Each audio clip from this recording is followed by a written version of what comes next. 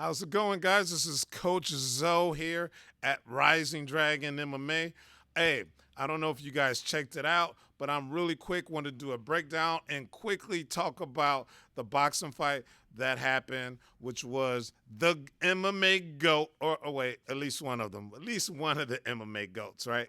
The MMA GOAT, Anderson, the Spider Silva, boxing, an actual fighter, an actual boxer in Julio Chavez, right? So we got Julio Cesar Chavez Jr., Jr., right? If you don't know, Chavez Jr. Was a middleweight champ, I believe.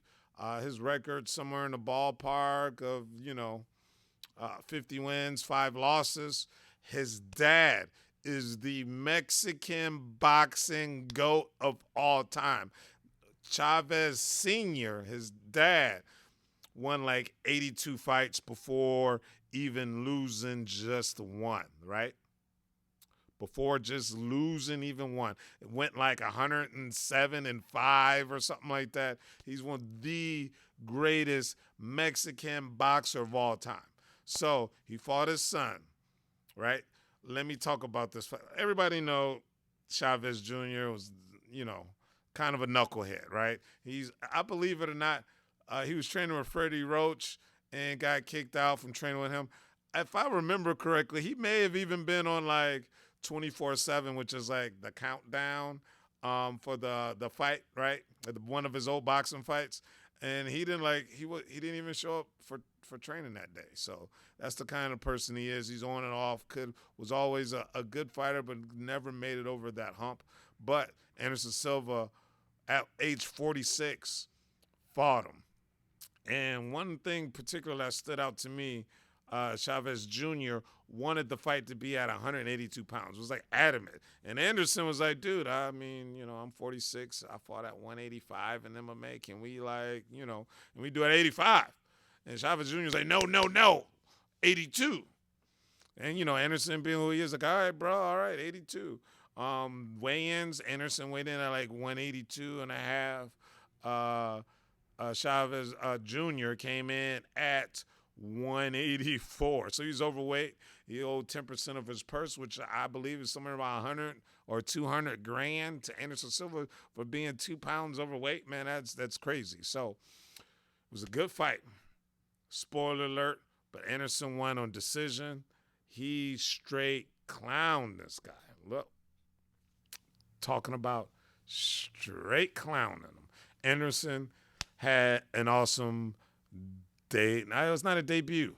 Anderson Silva had some pro Muay Thai fights back in the day and had a handful of pro boxing fights. I believe in Brazil. He had some. I'm sure they probably on YouTube somewhere, but I knew somewhere around before he got in his One Pride fight and back in the day, he had a lot of Muay Thai and a couple of boxing fights, and he wanted to fight Roy Jones Jr. like in Anderson's prime, but still good enough where that would have been a decent fight. And Dana White was like, no, it's not going to happen, because that was like Anderson and GSP were like the man back then, and he was like, nah, bro, I'm not about to have like my star guy go out to boxing and fight one of the GOATs in boxing. But neither here nor there. I want to talk something about this, right? Anderson being 46. When you're an older fighter and you're fighting in the striking, MMA, boxing, kickboxing, right? When you're fighting in the striking element, right? That's mostly what my channel's about. There's some things I'm looking for when you're older, right? Because I classify as some fighters being attribute fighters. What I call an attribute fighter is guys who depend on the physical attributes such as power, speed, reflexes. Now, as great as Anderson was, he had some power, he had some speed. He wasn't. I don't categorize Anderson as being an attribute fighter, but one of his best attributes, in my opinion, was his reaction time, the way he reacted. Man, if you don't remember, you can go see the Forrest Griffin fight. It seemed like they was in two different dimensions. That Anderson, everything he was just perceiving was in slow motion. He just slipped, boom, jab, knocked him out. There was segments in Anderson's fights where it seemed like he reacted so fast, he made his opponents look slow. So when I see an aging fighter fight, I'm looking for a few things, man. I'm like, is he going to be competitive or should I be worried about him? One, out of all them attributes, the easiest one to keep as you get older is power. It's easier to maintain that power to an extent. It's still a drop off, but you can maintain speed. It's hard to maintain speed as you get older. It's hard to maintain explosiveness, and you lose reaction time as you age, period, just from father time. But there's things you can do that can help. So I'm looking at not exactly the types of attacks. When I look at older fighters, I'm looking at how they implement their attacks, right? I'm looking at how they start their attacks, how they end their attacks, the different ways they use attacks and set them up, right? I'm looking at their defense. In boxing, punching defense, man, it's critical. So I'm looking at their defense. I'm looking at guys who I consider had good reaction time, was faster explosiveness. I'm looking at how they maintain the distance, because as you get older, if you're able to manipulate the distance, either creating distance or doing things to close the distance differently without using a lot of speed or explosiveness, those things will help increase your reaction time. So I'm gonna do some quick clips here of some things I've seen and noticed I want to point out in the fight, and you guys tell me in the comments what you think. Now, keep in mind, these fights, these rounds and exchanges going to be all mixed up. It went 8 rounds. I'm not going in order. I'm just pulling out things randomly in different rounds, and let me know what you think. All right. Here we go. All right, we got Anderson Silva here. We're going to check out some defense at first. Look at these 2 shoulder rolls. Block, shoulder roll, block. All right, shoulder rolled them both. Anderson showing defense again. Here we go. Inside fighting, slip out, hook punch. Let's check out this defense again. Boom. Hand parry. He wants to keep the distance. Look, he jabs. Look, he overloads his processor with all these fakes, head movements, fence, body fakes, hand fakes, and he's like, man, I don't know what's really going on. He created a good 15, 20 seconds of time for him to catch a breather. Then he attacked when he was ready. That's how you control the tempo being an older fighter here. That's just one way. All right, here we go, Anderson Silva again. Well, he's faking the jab, faking the cross, hit him with the body. Up, hook, framed off with the right elbow. Uppercut, frame off with the elbow again, uppercut. He's in fighting better than the in fighter. This was amazing, guys. Look, now here we go. He boom. Let's check this out. Jab, jab. He shuffles off. All right, here we go. Boom. Uppercut. He puts himself in the corner. I'm like, man, I'm worried about Anderson's defense. Nope. Uppercut, shoulder roll. He's like, look, now I'm going to bait you with my head. See if you take that open punching lane. It's free traffic. Yup, you took it. I slipped and blocked. And came back. Here's the corkscrew blitz. Check out my dude, Prince Hassim Nahmed, was famous for this. Now, here we go. This is what I call sliding. He stepped with the jab. He slid his lead foot to the outside and pivot. He stepped and jab. Here we go. Let me circle it coming up. Here we go. Step to the outside, pivot.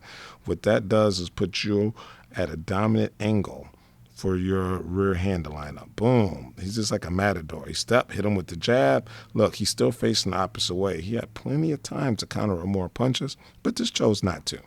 All right, but the whole fight, he was stepping to the outside, and like I said before, Canelo is the current GOAT of doing this, right? Check him out. Here's the corkscrew blitz again. Uppercut cross. As he was, look, this is what I call pat the boot. He's pat the foot, threw him off. His reaction was no reaction, so it gave me time to attack. This is another good way of how to attack first, by throwing your opponent off. These are little crafty ways. Look, he steps to the outside again as he's attacking, and he kind of noticed his time and stepped back. The whole time here, Anderson's just pawing with the jab. Boom, not no fly zone. Nope. I create the distance, right?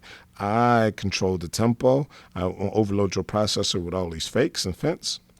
You don't know how to react, so I maintain the distance. I collect myself. I take a breather, and I attack when I am ready. That boom, jab. That's how you control the pace and the tempo. Now let's look at this defense here. 3 punches. Block, nope. Block, nope. Block, nope. And the elbow block. Let's check it out in normal speed. Man, masterful defense there. right? He blitzed, came on out, little dart blitz, angle step, punch, tie him up. He pat the boot again, pat the boot, hook punch. Pat, hook punch. It was a good way to lead with the hook punch and not having to worry about being countered. When you throw your guy off and he don't know what he's looking at, boom, look at his defense. He evaded, slipped and rolled. He's going to slip the jab coming up, slip. Then I'm on 3-2. Boom, beautiful. Jab to the body, jab to the head, uppercut. Beautiful. Now, this was Anderson started feeling himself, right? I'm getting you at the end of the rounds. Oh, man, my defense is on, right? I'm throwing you off. He's doing some old Muhammad Ali stuff. Come in with your hands down again. Come on. Nope. I said don't come in with your hands down again. Then he's like, look, I'm feeling myself. This is the art of war in action, guys. Mind games in combat. He's like, man, I don't know what to do. Look, I got jabbed in the face. Should I attack? Should I attack him? I'm second guessing my own self, and he put himself in the corner. Guys, check out the full fight. You guys let me know some devils in the details that I didn't go over in the comments. Let me know what you guys thought of the fight. Peace. I'm out.